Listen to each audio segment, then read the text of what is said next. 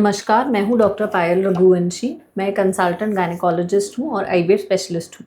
हर patient pregnancy के दौरान पूछना चाहते हैं, लेकिन वो किसी झिझक के कारण या शर्म के कारण नहीं पूछ पाते हैं। तो आज का टॉपिक है, क्या प्रेगनेंसी यानी गर्भावस्था के दौरान क्या सेक्सुअल इंटरकोर्स सेफ है, यानी गर्भावस्था के दौरान क्या संबंध बना सकते हैं, सेक्स कर सकते हैं या नहीं। और इस वीडियो के माध्यम से हम कुछ मिथ यानी कि जो मिथ्स हैं यानी मिथक हैं उसमें क्लियर करेंगे। सबसे पहला मिथ कि क्या सेक्सुअल रिलेशनशिप से बच्चे को कोई डैमेज होता है। दूसरा, क्या सेक्सुअल रिलेशनशिप बनाने से गर्भपात हो सकता है। तीसरा, कब इंटरकोर्स रखना सुरक्षित होता है, किन ट्राइमेस्टर्स में हम सेफली इंटरकोर्स रख सकते हैं, और कब हमें सेक्सुअल इंटरकोर्स बिल्कुल अवॉइड करना है यानी नहीं बनाना चाहिए। सबसे पहला मिथक ये है कि बेबी को इससे कोई डैमेज होता है या बच्चा इसमें दब जाता है या बेबी को कोई चोट लग सकती है। तो बेबी जो है वो 3 लेयर से प्रोटेक्टेड रहता है। सबसे पहली लेयर होती है बेबी जो है मायोमेट्रियम में। मायोमेट्रियम के अलावा बच्चे के आसपास जो है वो एक अमनियोटिक फ्लूइड की लेयर, अमनियोटिक फ्लूइड यानी पानी की लेयर होती है जो कि उसको हर शॉक से बचाती है। और तीसरा, बच्चेदानी का मुंह जो कि क्लोज्ड होता है, तो बच्चा एक क्लोज्ड कैविटी में होता है जिससे सेक्सुअल रिलेशनशिप से उसको कोई डैमेज या चोट लगना या वो दबता नहीं है। सेकेंड मिथ ये है कि प्रेगनेंसी में यदि सेक्सुअल इंटरकोर्स रखते हैं तो गर्भपात हो सकता है यानी अबॉर्शन हो सकता है। ये भी एक बहुत बड़ा मिथ है।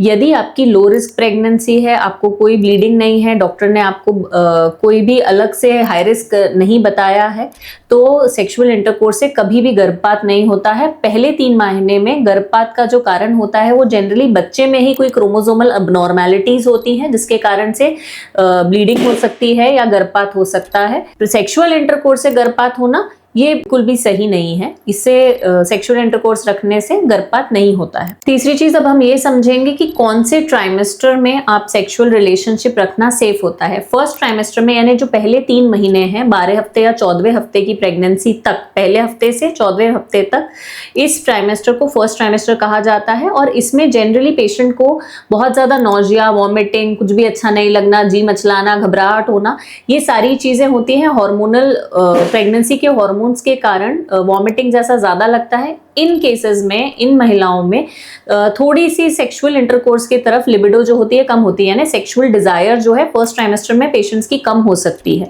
सेकेंड ट्राइमेस्टर में जनरली आपके सारे हार्मोन सेटल हो जाते हैं, आपकी वॉमिटिंग कम हो जाती है।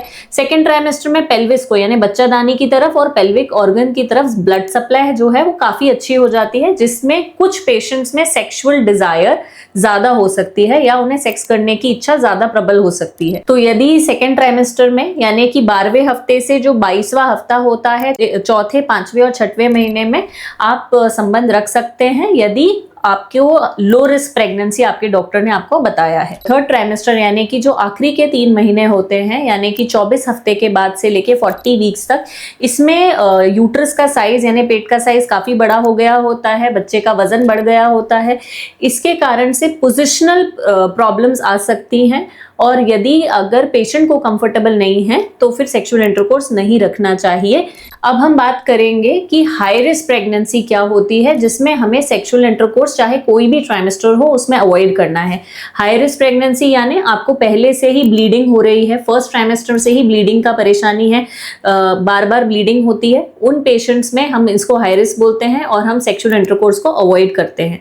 सेकेंड, यदि आपको प्लासेंटा प्रीविया बताया गया है यानी आपका जो प्लासेंटा आमल का पोजीशन है वो बच्चेदानी के मुंह के ऊपर है, इन केसेस में पेशेंट को थोड़े से ही यूट्राइन कॉन्ट्रैक्शन से बहुत ज्यादा ब्लीडिंग हो सकती है जो माँ और बच्चे दोनों के लिए खतरनाक होता है। इन केसेस में भी हम सेक्सुअल इंटरकोर्स को अवॉइड करवाते हैं।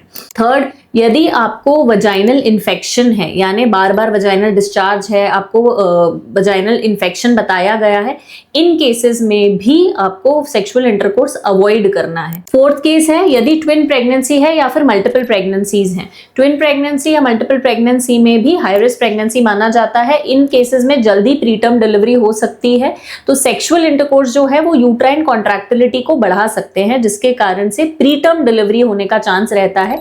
तो मल्टीपल प्रेगनेंसीज में भी सेक्सुअल इंटरकोर्स को अवॉइड किया जाता है। चौथा है सर्वाइकल इनकॉम्पिटेंस या शॉर्ट सर्विक्स। यदि आपको शॉर्ट सर्विक्स की परेशानी है, आपको डॉक्टर ने ऑलरेडी बेड रेस्ट कहा है, तो भी आपको इन केसेस में भी जिनकी मच्छरदानी का मुंह छोटा है या फिर सर्वाइकल एनसर्कलाजिया सर्विक्स में टाका डाला हुआ है या पहले मिड ट्राइमेस्टर कोई डिलीवरी हो रखी है, पहले की केस में पहले की हिस्ट्री है, तो इन पेशेंट्स में भी हाई रिस्क प्रेगनेंसी होती है, इनको भी सेक्सुअल इंटरकोर्स को अवॉइड करना चाहिए। पांचवी चीज है, यदि आपकी पानी की थैली फट गई है या फिर पहले से ही आपको पीवी लीकिंग है, लीकिंग के केसेस में भी, क्योंकि यहाँ पे आप बच्चेदानी की बच्चे के आसपास की जो पानी की थैली है वो फट गई है और लीकिंग हो रही है, ऐसे केसेस में भी आपको सेक्सुअल इंटरकोर्स अवॉइड करना है, क्योंकि जो सीमेन होता है यानी वीर्य में भी कुछ बैक्टीरिया होते हैं, तो बैक्टीरियल इन्फेक्शन होने का चांस हो सकता है। ऐसे केसेस में भी सेक्सुअल इंटरकोर्स कंप्लीटली अवॉइड किया जाता है। लास्ट में एक चीज हमेशा याद रखनी है, तो सेक्सुअल इंटरकोर्स जो है वो दोनों की म्यूचुअल कंसेंट के हिसाब से होना चाहिए, यानी आपकी वाइफ जब आपके साथ कंफर्टेबल है और वो सेक्सुअल ड्यूरिंग प्रेगनेंसी वो इस चीज में कंफर्टेबल है,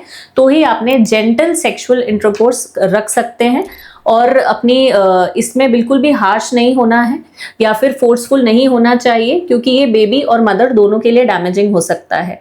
आशा करती हूँ इस वीडियो के माध्यम से आपको प्रेगनेंसी में संबंध रख सकते हैं कि नहीं ये समझ में आया होगा। इससे रिलेटेड यदि आपको कोई डाउट्स है तो हमें ज़रूर क्लियर करें।